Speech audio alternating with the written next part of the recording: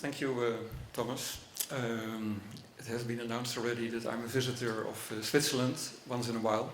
I live in Rotterdam, the Netherlands, and I like traveling, and not only to Europe, but also to America or Asia, and that reflects also in my photography.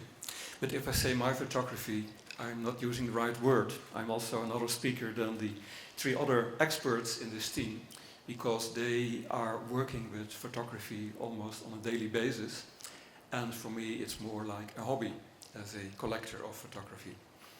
And as a hobby, you can say, well, what a nice hobby, but I really like it, but it's just one part of my life, which is also limited by money, of course.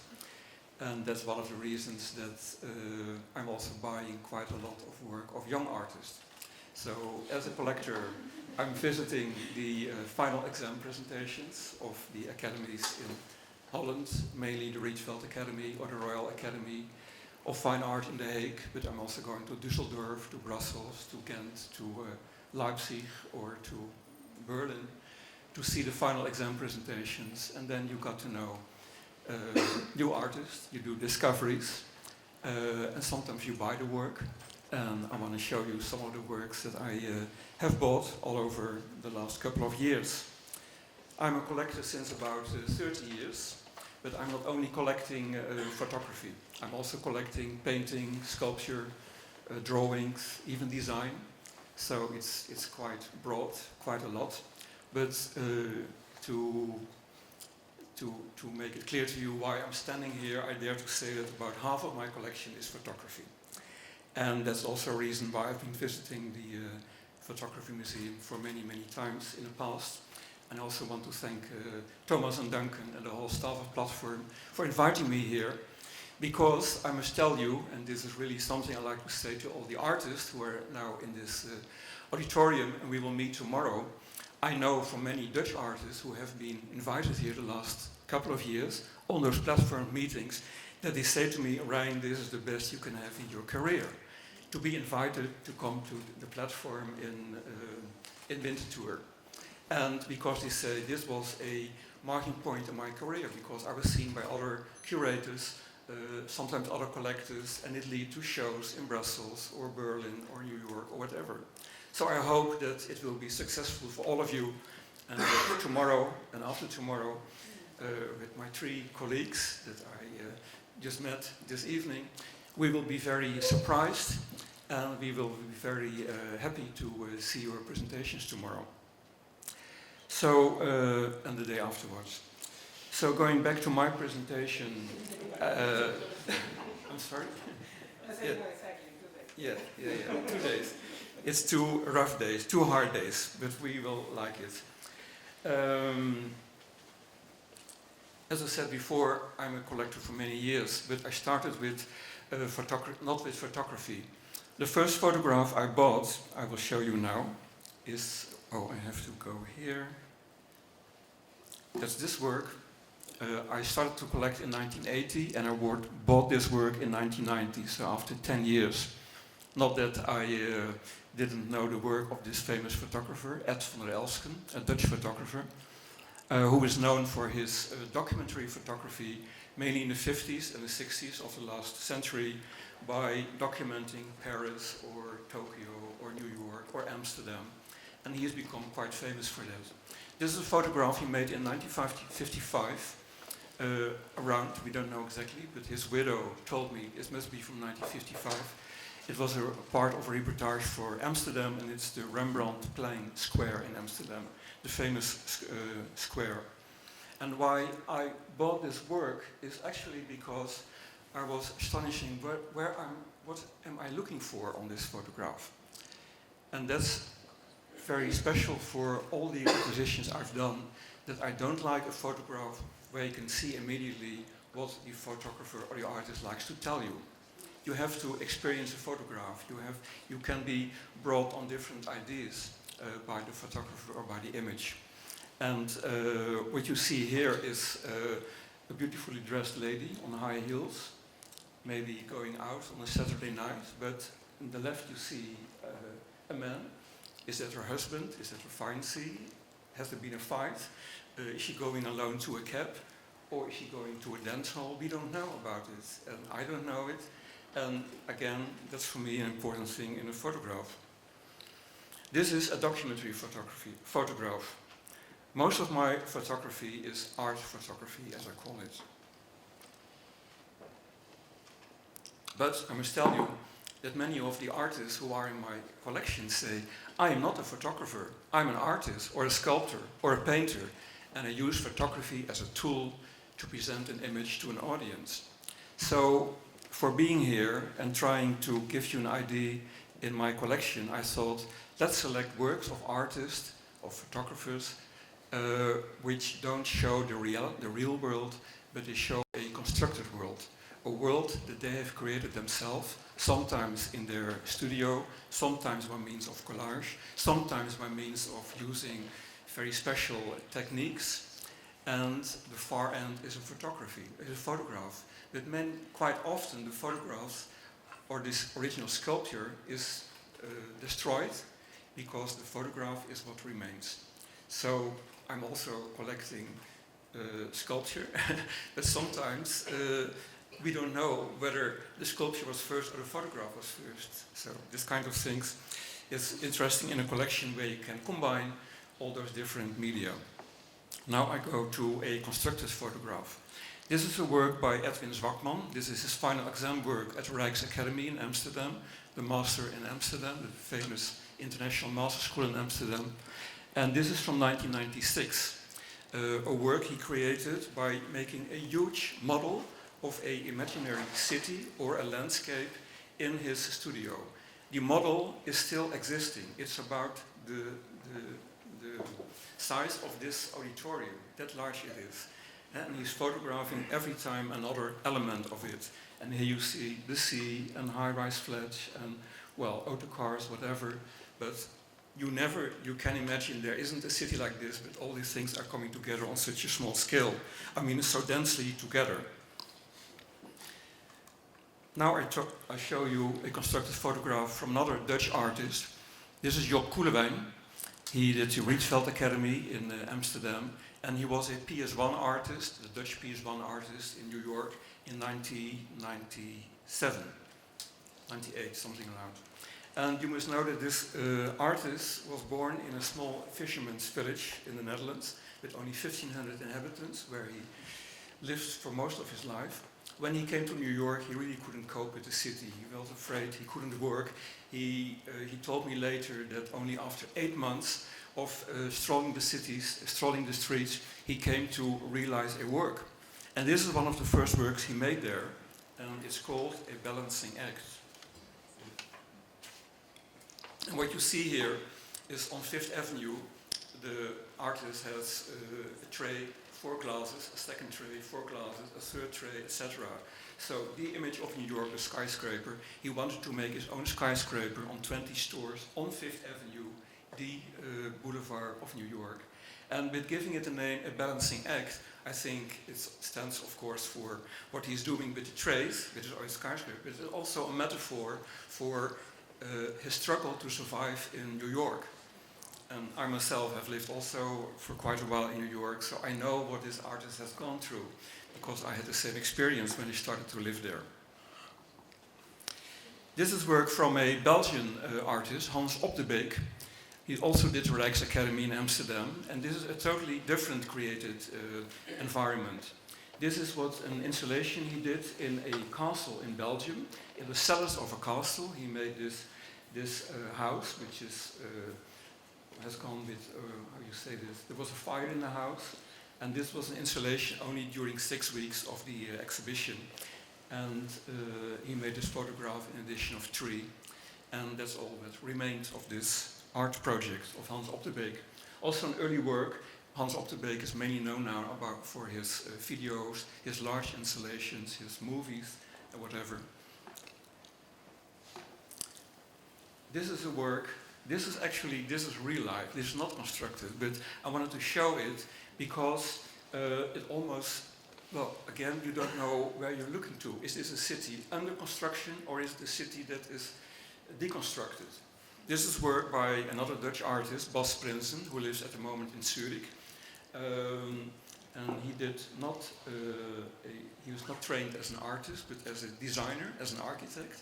And his exam presentation at the Berlage Institute, a Masters for Architecture in Holland, he finalized his exam as a photographer. And he didn't pass originally his exam, but now he's very famous for his photography.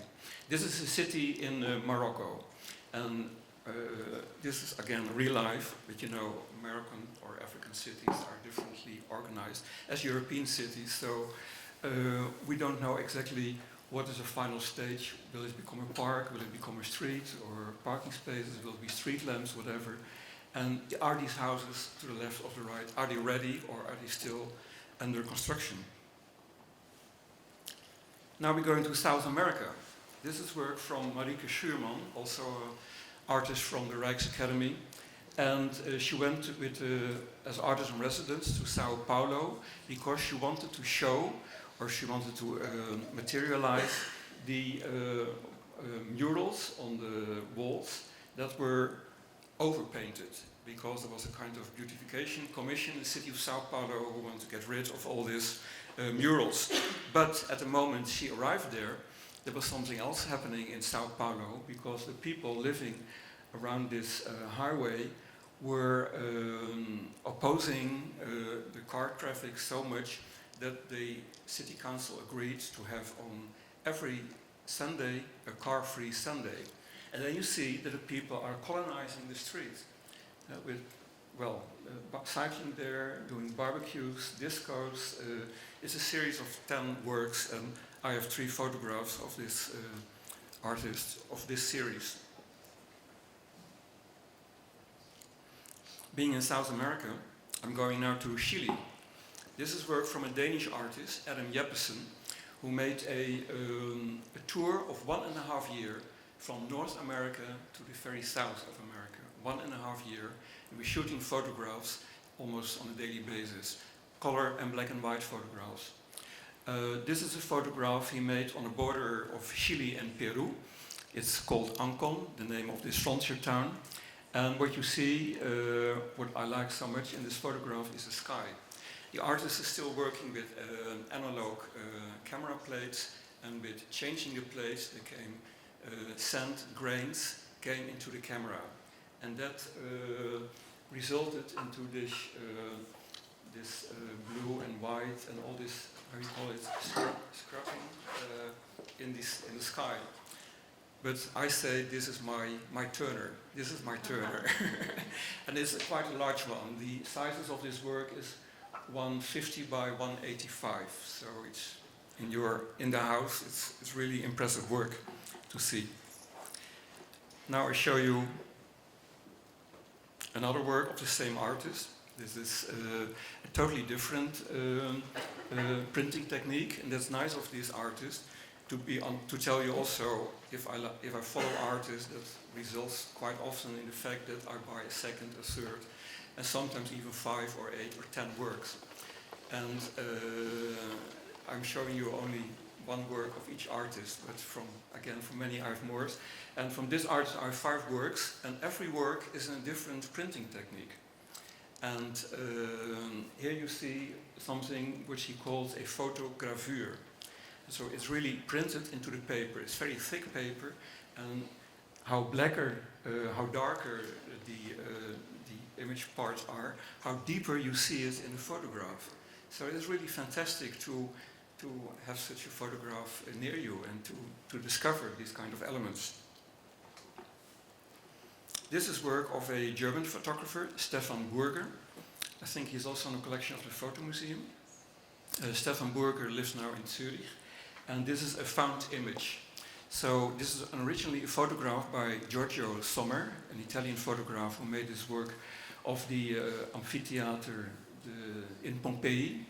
And the artist rephotographed this work and added the words anti-teatro to it.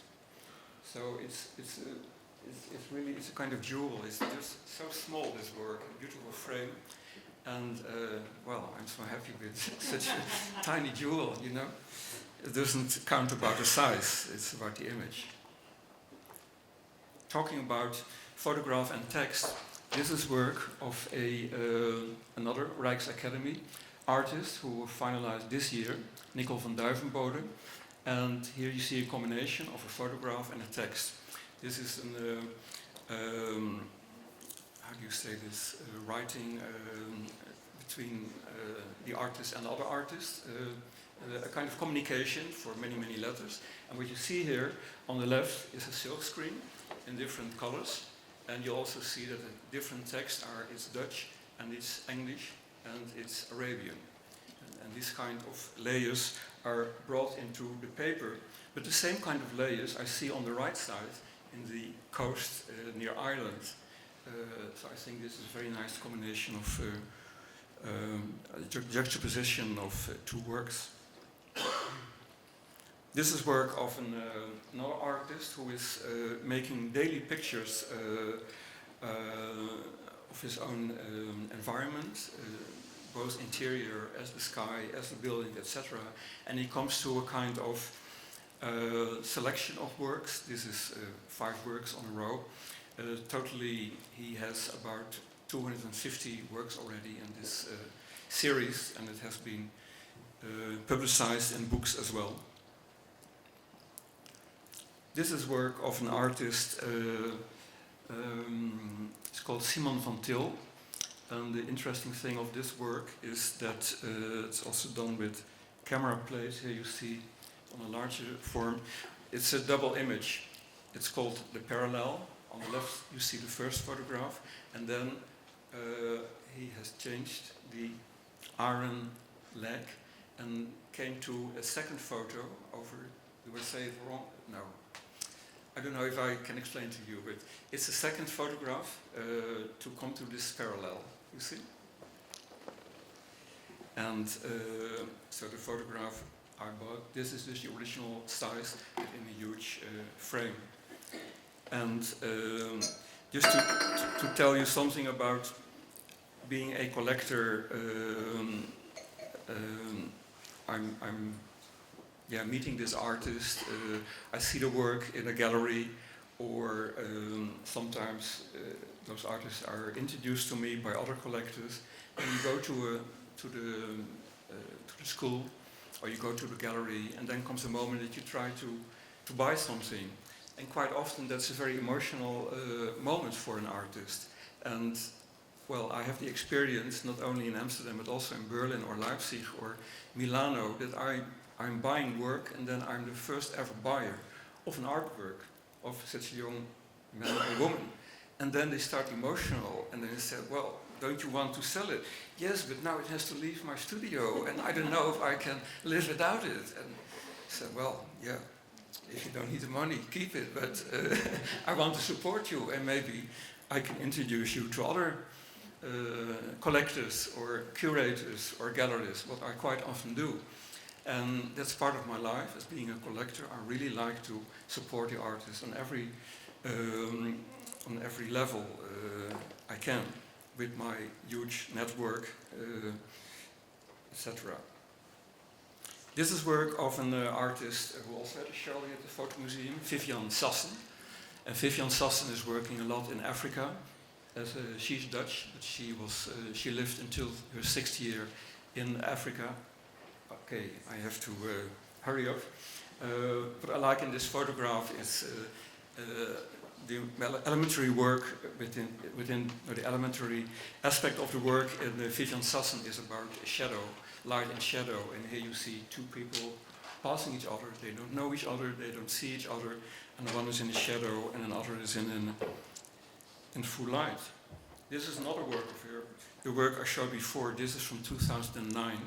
This work is the first I bought from her in 2003. And it's again Africa. It's called Victoria. And it's a boy on Victoria Lake, an orphan boy. And by painting his hand this beautiful gold, she also makes clear that, well, this guy, he can come on, he will survive. It will be a good future for him. Well, this is the work of Peter Hugo. I have a huge series of portraits from different artists. Peter Hugo, I don't have to explain to you. This is also a portrait, but this is a portrait photographed in a museum. And this is a conceptual work by Mats Leiderstam, a Swedish artist. And what you see on the left side is a photograph behind, a painting behind glass in a frame.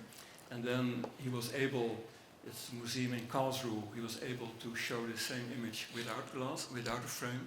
And on the right side you see a piece of glass, and next to it belongs a large text about why do paintings have to be covered by glass, and why can't we see it more freely.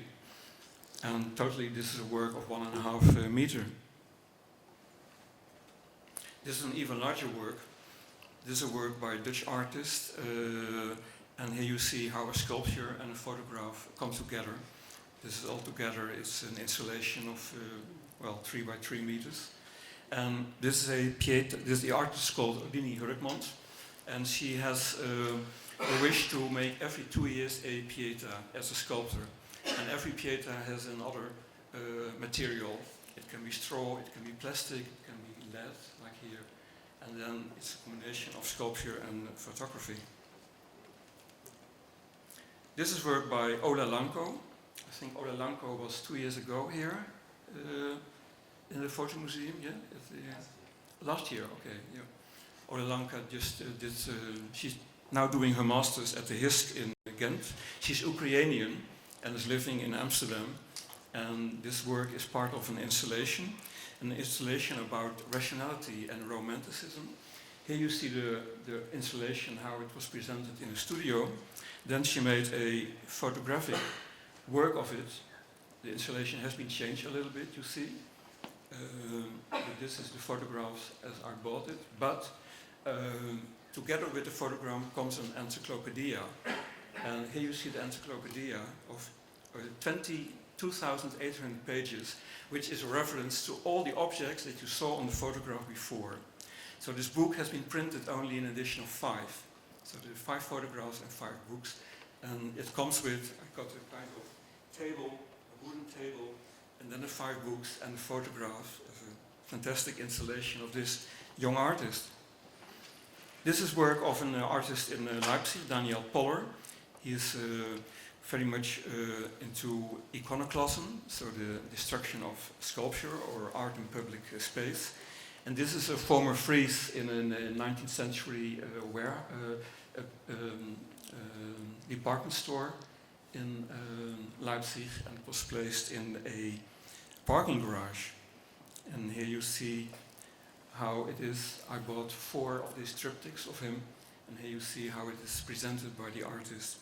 And then I want to go to my last acquisition, which is related to the show in the photo museum.